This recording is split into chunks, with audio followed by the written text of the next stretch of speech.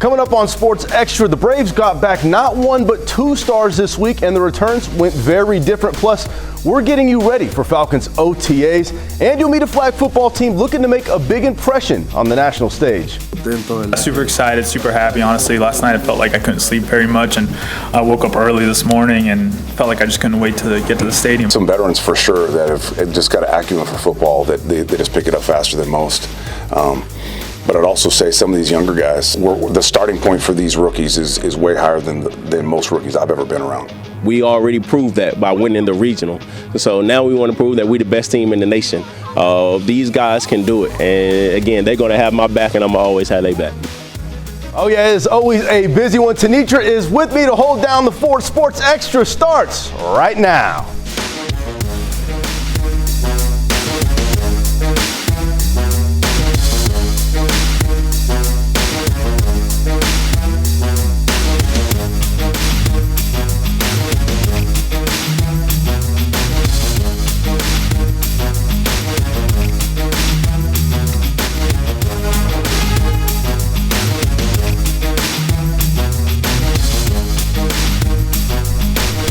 Well, welcome into Sports Extra. I'm Marcus Greaves, and I've got the reins this evening. Tenitra Batiste joins me, and we got a jam-packed show because it's never a slow week here, so we got to jump right into it. Yeah. Friday, I know you saw it because I feel like everybody in Atlanta saw it. Ronald Acuña Jr. was back for the Braves. The very first pitch you see, you knock it out of the park. I mean, where does that even rank if we're going to rank it amongst just some of the great moments in Braves baseball? Yeah. If you look at it from that perspective, I would say, okay, it's got to be 1, 2, 3. Because think about it. This is one of those situations where Ronald Acuña Jr. says, hey, I kind of had a feeling it was going to go like this, but this is one that you can't even script, right? And so let me do this, Marcus. Let me go back, if I can. Of course. And just look across the whole Atlanta landscape for the past, say, year, since May 24th, when Ronald Acuña Jr. experienced that second ACL injury. So you're looking at that and you're thinking to yourself, okay, man, that's all right. It's okay because the Falcons are going to do their thing, right? They got Kirk Cousins and it's going to go places and didn't.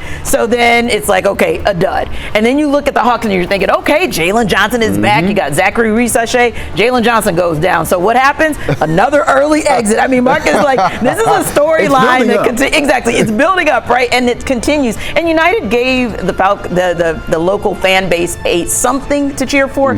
But again, exit, and now they're kind of in a place where we don't kind of know.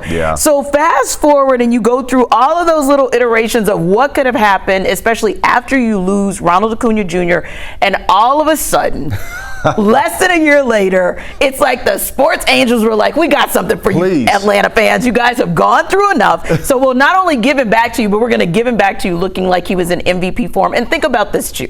At the beginning of this season, an 0-7 start, so Braves unlike, right? Very. I mean, so Braves unlike. And all of a sudden, now you're starting to feel like something good can happen. So I feel like I've got to put this up there with maybe one of the top 2 or 3 Braves moments, other than, of course, winning a World Series. Of course. And it has to be, and maybe recency bias is a thing. Could be. Right? It could be a thing in this situation. But still, I mean, you heard Truist when he hit that out of it. I mean, our Reggie Chapman was there, and I saw it on his Instagram story. It was absolutely insane. But just the fact that he can return and play at that level, right, which is what I want to ask you now. Expectations, they're going to be high. Especially when you come out, hit a home run the very first time you're at bat. I mean, people are going to think you're back at 100%. I want to know your expectations for him. Well, shouldn't they? I mean, you got it the next night again. I mean, he's on pace for 113 home runs this season, everybody. Of course, you know, we jest. But honestly, I think it's just having him back for the entirety of the season. If you can keep a Ronald Acuña Jr. healthy for the entirety of the season, at least get the Braves into the playoffs, and let's see what happens then in the postseason. I think we're good. Also, maybe this was one of the unheralded moments this past weekend. Ronald Acuña Jr. looked fantastic. Think about it. He almost mowed Manny Machado down. He did. So the fact that he looked just as good in the outfield, that to me is what is so promising. And I do think the sky's the limit. We may not see him at like full-on MVP strength. It may be a moment before we kind of see also the guy that broke records as far as steals go. But again, that's why we like the way Brian Snitker brought him along, so that he can build up as this team builds, as he builds, this team grows. I just love what we're seeing now, and my expectations for him are just to stay healthy, because I believe his his availability is his best ability. And Brian Snitker said he's probably in the best shape of his life, which, can you even imagine that? Even before all the injuries, if he's in the best shape of his life now, who knows what's going to happen? You kind of answered it, though, but is there ever a realm that he can get back to playing in that MVP level? Oh, no question, no question. Because again, if you're coming off of a couple of injuries that actually take away not just seasons for some athletes, but it takes away their careers, and you're coming back and your manager, your skipper saying you're looking the best you've ever looked, I think the sky's the limit for him. And yeah, if it doesn't happen in 2025, Marcus, I feel like in 2026, we're going to have a conversation where he's going to be in the top 5 of MVP discussions for the National League from the beginning of the season. And anytime you do make moves like with bringing Ronald Acuña back up to the majors, of course, I mean, somebody has to kind of get the boot from the roster, and that was Orlando Arcia. You know, he was an all-star back in 2023. True. But the question was, do you feel like that was the right move that needed to be made, especially in this situation? He did get benched for Nick Allen. Yes. So, I mean, he wasn't playing his best anyway. Right. But with that being said, I mean, did they make the right move? Because who knows, anything can happen. Yeah, I think that when you look at what they got out of Orlando Arcia, 3 years, $3.7 million deal that was signed back in 2023. I think if you look at the first 2 years, they got all of what they could out of that less than $4 million contract and more. But the bottom line is this: as a shortstop, you're going to have to either give something on the offensive or the defensive side of the ball. Nick Allen, the better guy defensively. Orlando Arcia, the place where you could have maybe made a case for yourself was at the plate. You're struggling going under 200 with your batting average. That's just not something that the Braves need, especially because, and I know we're going to talk about this in a second, but especially when you get a guy back like Spencer Strider who's in need of run support, they're looking at every space and they're saying who's going to give it. And Orlando Arcia, if you can't do that to at least match Nick Allen, I don't think you stick around. And of course, the Braves have enough depth. The Braves have enough depth to be able to compensate for whatever they might lose in Orlando Arcia. But yeah, I think that ship's kind of sailed. Well, and that's the thing, like you said, Spencer Strider coming back, and when Ronald Acuña came back, expectations were going to be high, and they were. Now, Spencer Strider obviously has been dealing with injury, and I want to look at the notes right quick to make sure I'm right. He, on Tuesday when they played against the Nats, he went 4 1/3, allowing 4 runs, striking out 3. Yeah. I mean, that's tough, and we know what Spencer Strider has been through, so we try and cut him some slack, of course. Do you think he's ever going to be back in that mode that we've seen him in before? I do. Now, I do think it's going to take a little bit longer for him because I think the velo was up to about 95 in that last start before coming back to the majors. It was encouraging, but we know that's not Spencer Strider velo. But I think what might be more important, and you know this as a former athlete, is the mindset. He was very upset with himself, saying that it was not acceptable, the performance that he had, and he was even disappointed because he says, man, they're sending Dylan Dodd down to AAA, bringing me back up, and I didn't do my job. So I think his mindset, more than anything, is going to be the thing that gets him to where he needs to be. But I also think Braves, you want to give him some help, give him some run support. He's got Ronald Acuña Jr. back, so I think that's going to be a good thing. But aren't we still looking for Austin Riley to be that guy? We're still looking for Marcell Ozuna to get back to form. I think if they can put him in position more often than not to be able to get run support and feel like, hey, I don't have to feel so pressured to maybe pitch our way into a win. I think that's going to be good for him, and that's going to be very, very important, especially come Tuesday. Oh, but can I give him a pass? It's the Philadelphia Phillies. I know that they lost, Marcus. I know they lost today. I get that they lost that one game, but that's the first game in the last 10 that they've won. So I don't know about you, but I'm going to give him grace. I'm going to give him a pass come Tuesday, but maybe in that 5th or 6th start, that's where I think we'll start to see the Spencer Strider we're accustomed to seeing. And it's never going to be easy when you play the Phillies, but we'll see how they do. All right, coming up, we'll get our first look at the Falcons this week as OTAs get underway. But before then, we're hearing from the coaches on how the offseason has gone so far. Stick around. It's coming up right after the break.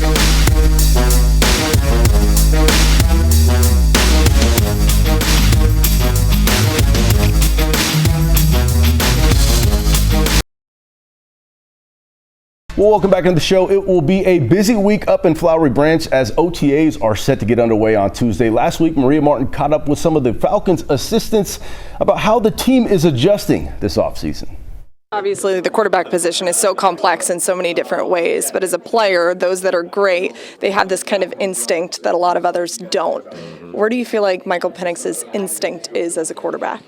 I think it has a lot to do with his vision. You know, I've told this story before, but I remember the first ever rookie minicamp we had with him last year. We just had a simple 2x2 full width concept, and this is one of his first reps of rookie minicamp, and he comes back off the field. We start discussing it, and he started talking about how both corners were playing at the exact same time. I'm sitting there, I'm like, how did you see both guys at the same time? So it's almost like he's got video game vision where he can see the whole field, he can see all the players, he can see how they're moving, he's got great depth perception down the field.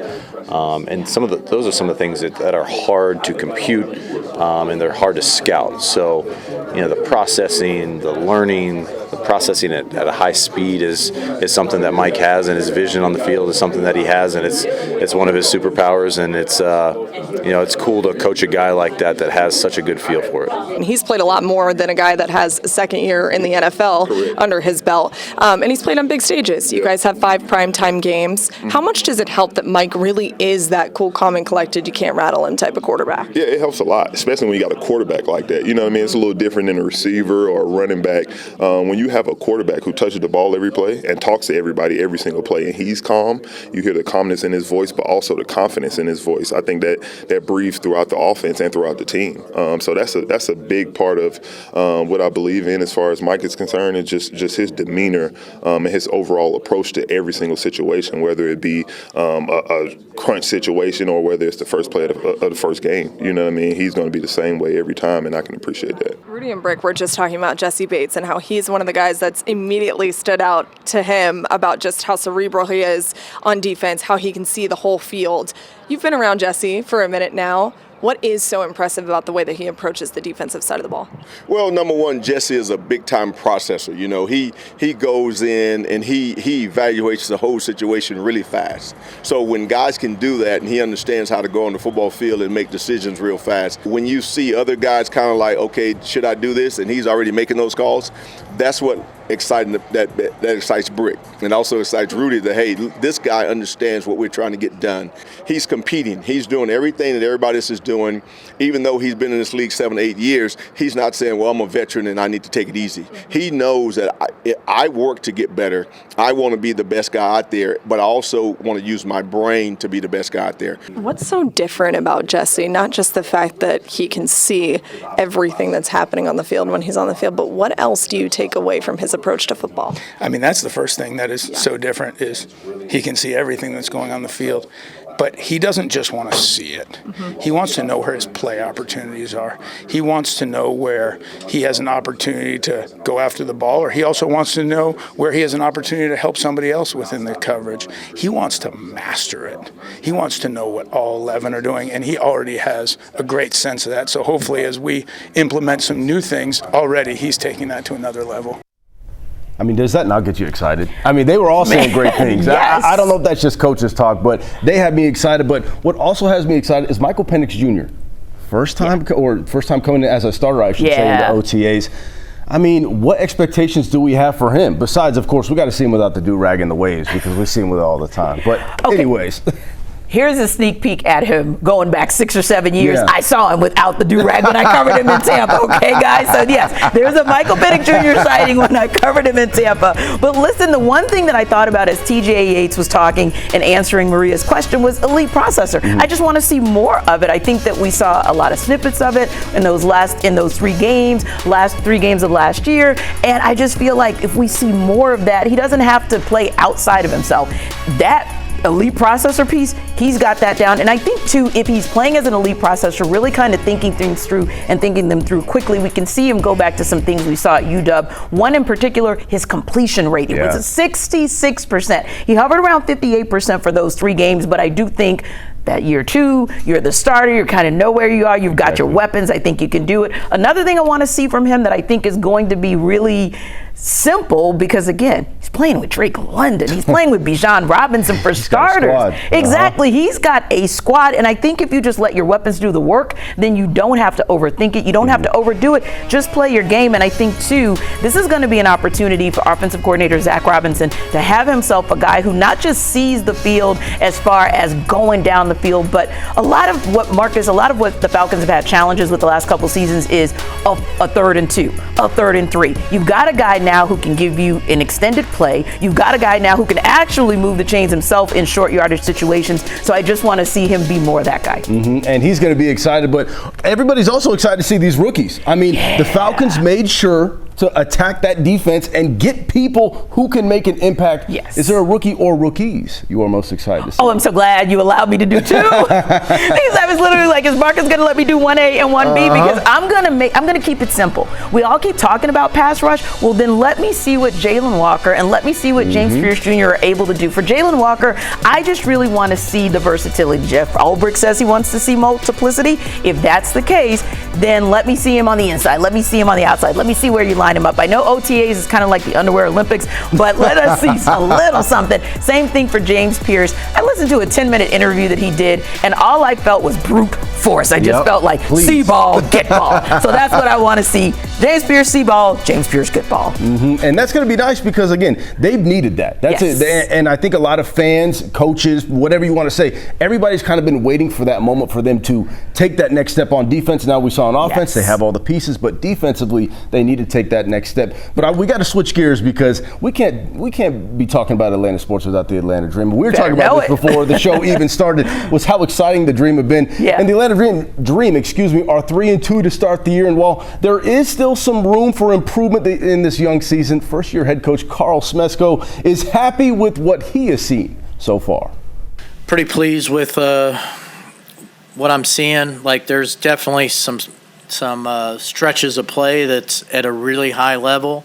Now can we expand that to that's just how we play all the time? And I think we'll get there.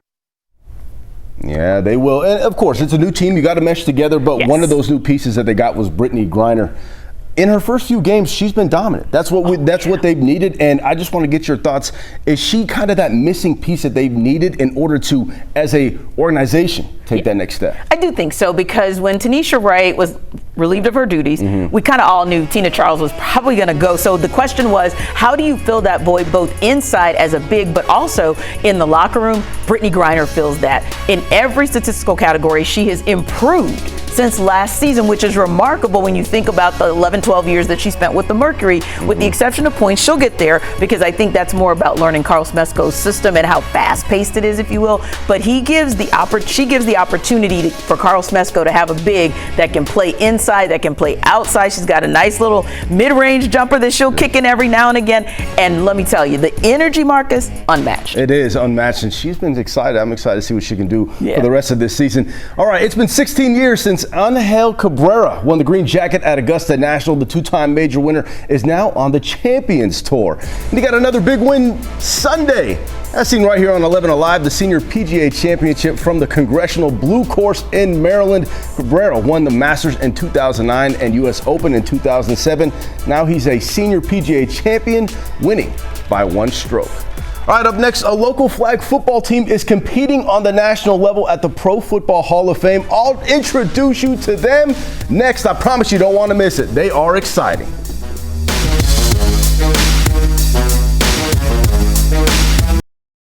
Well, welcome back into the show. Flag football is a growing sport, especially here in Metro Atlanta. One team especially gaining attention is the 8-and-under Legacy Raiders Shock Squad from South Fulton. They recently won a region championship and will represent the Atlanta Falcons at the NFL Flag Football Nationals. I visited with the team so I can learn what makes them so special. I just tell them, enjoy it all, soak it all in and just, appreciate the moment. It's a moment of a young lifetime for these players who are on their way to Canton, Ohio. So that right there, for these kids to be able to go up there and experience that, is already a great accomplishment. So I know they're super excited, and the families are super excited about that as well. What makes this Shock Squad so special is the tight bond these players have with each other. More than half that team has been playing together since soccer, since 4 years old. They've been friends forever. They've been in the same schools together. They've been sleeping over together. I mean, they just click, man. They actually like each other on and off the field, man, and it shows. This team gives a lot of credit to the support of the Legacy Leadership Academy and the broader South Fulton community. Their continued dedication places these athletes in environments where they can thrive. And that growth is evident year after year. We started with like 36 kids. a couple years back, and we just kept at it, with a great group of coaches, a great group of leaders, a great group of mentors. Hey man, it's blossomed to where we have almost 300 kids in our program, and they faithfully come back and they love our program. And there's a strong sense of pride within this program. They're confident they'll make a statement in Canton, which, by the way, is the home of the Pro Football Hall of Fame. I have said it once before, we are the best team in the state. We already proved that by winning the regional. So now we want to prove that we're the best team in the nation. These guys can do it. And again, they're going to have my back, and I'm going to always have their back. You got to be special to be what? Special! You got to be special to be what? Special! Do your job! Do your job! Shot squad on 3, shot squad on me. 1, 2, 3. We are certainly rooting for these kids. Up next, we wrap things up with Marcus's moment on why you should still be invested in the NBA playoffs despite the lack of big city teams. We'll be back right after this. All right, let's wrap things up with this. For tonight's Marcus's moment, I want to talk about the vibe around the NBA playoffs right now, and more importantly, the potential matchup we could have with the Oklahoma City Thunder and the Indiana Pacers. For those who have been keeping up with those two teams, they play tough, they play hard, and more importantly, they play like they care about the game of basketball. The discourse I've seen on social media has been complaining that these two teams, if they make the finals, would be bad for the NBA because they are lacking quote-unquote aura. Now, I can go on and on in this long rant about why, but let's just say this. Enjoying real basketball right now is not a bad thing. Don't focus just on the players' tunnel walks, their expensive outfits, or however many followers they have on social media, yada, yada, yada. Just enjoy what these two teams have done. If you think the finals is going to be a boring matchup, maybe you're just not a fan of basketball, folks, and you're just a fan of the drama. We got a big week ahead. Georgia hosts an NCAA regional this weekend. OTAs get underway, and the Braves take on the Phillies. Thank you guys so much for joining. We will see you next time.